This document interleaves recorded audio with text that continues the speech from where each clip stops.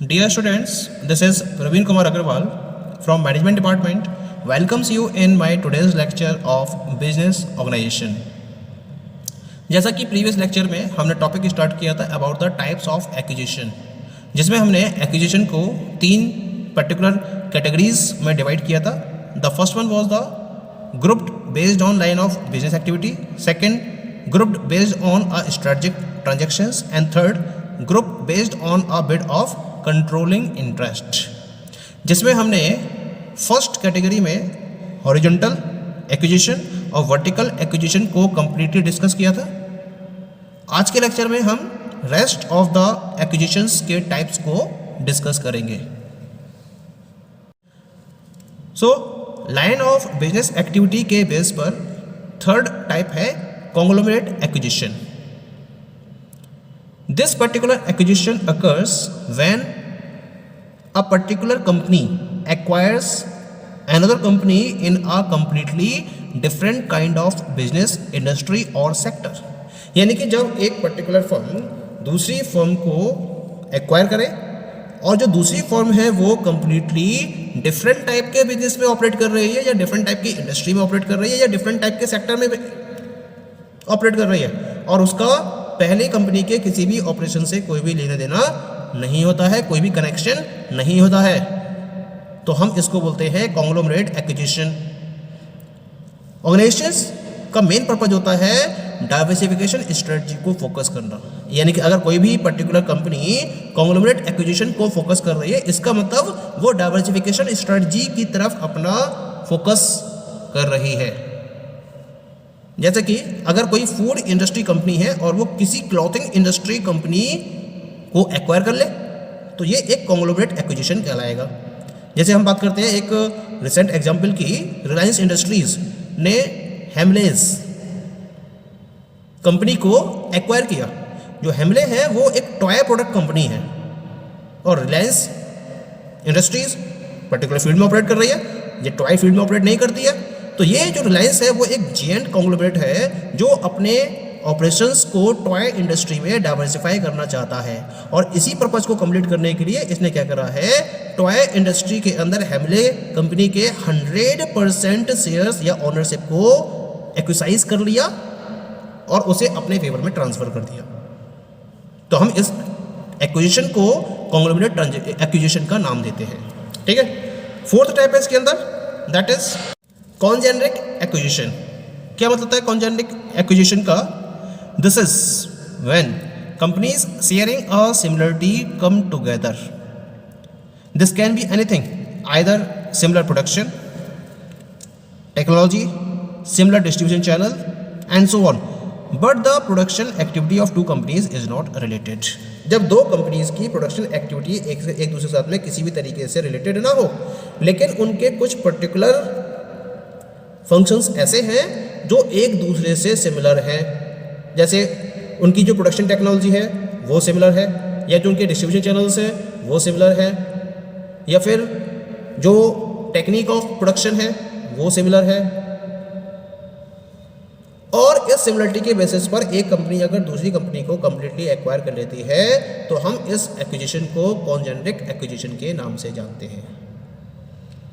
Clear? इसका मतलब ये रहता है कि अगर एक्विजिशन ना तो हॉरिजॉन्टल है, ना ही वर्टिकल है और ना ही कॉन्ग्लोमरेट एक्विजिशन की कैटेगरी में है, तो जो बाकी जितने भी एक्विजिशन बचे they all fall within the category of the congeneric acquisition. Okay. The second basis of acquisition types is acquisition based on strategic transaction. Strategic transaction के बेसिस पर पहला टाइप है एक्विजिशन का, दैट इज स्ट्रेटेजिक एक्विजिशन. जब दो firms combine होकर, यानी कि एक फर्म दूसरी फर्म को एक्विसाइज करके एक्वायर करके सिनर्जीज के कॉन्सेप्ट को गेन करना चाहती है, तब हम इस केस में जो एक्विजिशन हुआ उसे स्ट्रेटेजिक एक्विजिशन का नाम देते हैं. कॉम्बिनेशन का पर्पस क्या होता है? सिनर्जीज को गेन करना. तो synergy is an essential element in strategic acquisition और इसके बेसिस पर क्या होता है, दोनों ही कंपनीज को ज़्यादा प्रॉफिट होता है. मान लीजिए एक कंपनी है जो एक फील्ड में स्पेशलाइजेशन रखती है, दूसरी कंपनी दूसरी फील्ड में स्पेशलाइजेशन रखती है और दोनों के बिजनेस एक दूसरे से रिलेटेड है, तो वो क्या करती हैं, अपने ऑपरेशंस को कंबाइन करके सिनर्जीज को गेन कर लेती हैं और ज़्यादा प्रॉफिटेबल सिचुएशन में आ जाती हैं। तो हम इस एक्विजिशन को स्ट्रेटेजिक एक्विजिशन की कैटेगरी में रखते हैं। सेकंड है इसके अंदर फाइनेंशियल एक्विजिशन। ये कब होता है, जब कंपनी के शेयर होल्डर्स ये बिलीव करना स्टार्ट कर दें कि जो उनके स्टॉक के प्राइस है उनकी असेट्स की वैल्यू से कम है, तब जो एक्विजिशन फॉलो किया जाता है इसको हम फाइनेंशियल एक्विजिशन की कैटेगरी में रखते हैं। Third one is reverse acquisition. ये कब होता है, जब मार्केट के अंदर एक स्मॉल कंपनी लार्जर कंपनी को एक्विसाइज कर ले, एक्वायर कर ले, तो ये एक रिवर्स एक्विजिशन की कंडीशन बन जाती है। जैसे आईसीआईसीआई जब अपनी आईसीआईसीआई बैंक, जो उसकी एक आर्म बैंक, आर्म ऑर्गेनाइजेशन है, उसके साथ में इसने एक्विजिशन किया, यानी कि आईसीआईसीआई ने आईसीआईसीआई बैंक को एक्वायर किया, तो ये एक रिवर्स एक्विजिशन प्रोसेस कहलाएगी पेरेंट कंपनी के बीच में और अदर कंपनीज के बीच में, क्योंकि यहाँ जो नाम था वो आईसीआईसीआई बैंक का ही चला, जबकि आईसीआईसीआई का नाम बिल्कुल खत्म हो गया, केवल आईसीआईसीआई बैंक का नाम ही एग्जिस्टेंस में रहा। तो एक तरीके से देखा जाए तो यहाँ पर रिवर्स एक्विजिशन की कंडीशन बनती है, क्योंकि स्मॉल कंपनी ने लार्जर कंपनी को एक्वायर कर लिया। ठीक है, next type is down stream acquisition. ये कब होता है, this situation occurs when parent company acquires it's subsidiary company. एक होल्डिंग कंपनी है, पेरेंट कंपनी है और उसकी अपनी सब्सिडियरी कंपनी वर्कआउट कर रही है उसके अंडर में, लेकिन अगर वो उस कंपनी को एक्वायर कर लेती है, उसको 100% परचेज कर लेती है, अभी तो केवल उसका होल्डअप था लेकिन अब उसने 100% उसको एक्वायर कर लिया, तो ये कहलाएगा डाउन स्ट्रीम एक्विजिशन। लेकिन अगर इसकी रिवर्स कंडीशन हो जाए, यानी कि जो उसकी सब्सिडियरी कंपनी है वो होल्डिंग कंपनी को एक्वायर कर ले, तो ये कहलाता है up stream acquisition. Okay, the next one is the de facto acquisition. ये एक्विजिशन की एक लीगल फॉर्म होती है जहां केवल और केवल एक्वायरिंग कंपनी टारगेट कंपनी की असेट्स को परचेज करती है, एक्वायर करती है। ठीक है, इसी में नेक्स्ट टाइप आता है, that is known as the cash acquisition. क्या होता है इस एक्विजिशन में, जब टारगेट कंपनी के शेयर होल्डर्स को उनके शेयर के बदले में कैश दे दिया जाता है, और कुछ शेयर होल्डर्स ऐसे भी होते हैं जिनको सर्वाइविंग कंपनी के शेयर्स भी दे दिए जाते हैं, तो ऐसे एक्विजिशन को हम कैश एक्विजिशन का नाम देते हैं।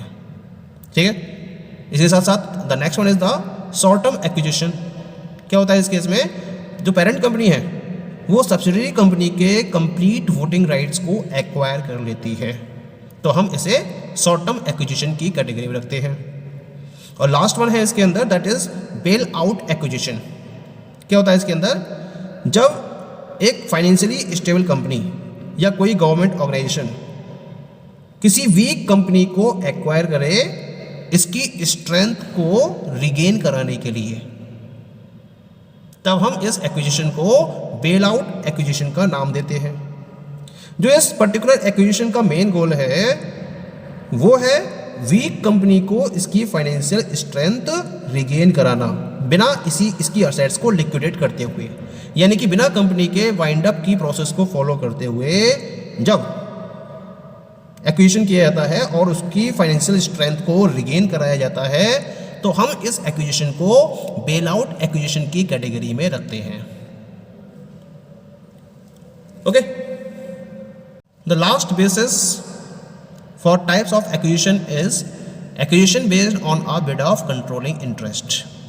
तो इस बेसिस पर हमने एक्विजिशन को दो पार्ट में डिवाइड किया है। The first one is known as the friendly acquisition and second one is known as the hostile acquisition.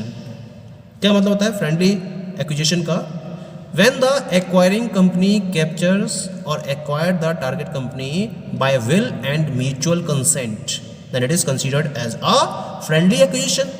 यानी कि जब एक्वायरिंग या एक्वायरर कंपनी टारगेट कंपनी को उसकी कंसेंट के बेसिस पर एक्वायर करती है या उसे कैप्चर करती है, उसके मैनेजमेंट की कंसेंट के बेसिस पर कैप्चर करती है, तो हम इसे फ्रेंडली एक्विजिशन की कैटेगरी में रखते हैं।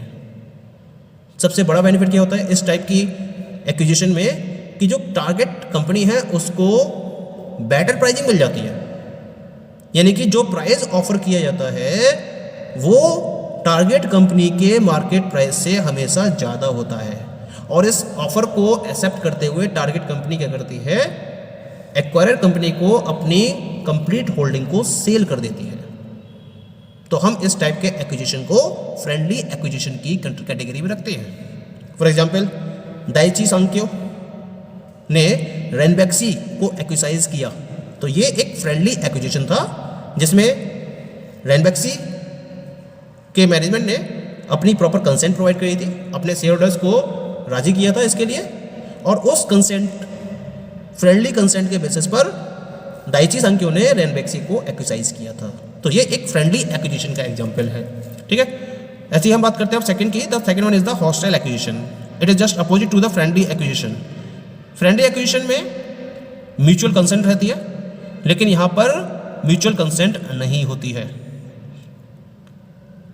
जब एक्वायरिंग कंपनी टारगेट कंपनी को कंप्लीटली टेक ओवर कर ले, या उसके कंट्रोल, या उस पर completely take over control follow कर ले without the consent of the management और against the wish of the management, बिना मैनेजमेंट के कंसेंट के या उनके कंसेंट से विपरीत जाकर, अगेंस्ट में जाकर अगर एक्वायरिंग कंपनी टारगेट कंपनी को कंट्रोल कर ले कंप्लीटली, तो हम इस पर्टिकुलर एक्विजिशन को हॉस्टाइल एक्विजिशन की कैटेगरी में रखते हैं।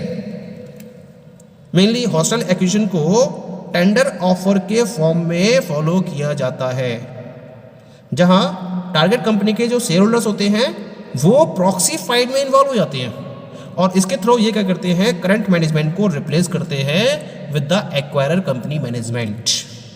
और इस तरह से जो एक्वायरिंग कंपनी है वो टारगेट कंपनी के ऊपर अपना कंप्लीट कंट्रोल कर लेती है।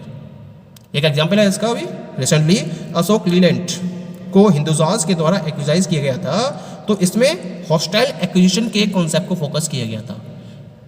यानी कि अशोक लीलैंड के मैनेजमेंट के अगेंस्ट में जाते हुए हिंदुस्तान ने क्या करा था, अशोक लीलैंड को कंप्लीटली टेक ओवर कर लिया था। तो ये जो एक्विजिशन हुआ ये हॉस्टाइल एक्विजिशन की कैटेगरी में काउंट किया जाएगा। Okay, so these are the different types of acquisition. Thank you.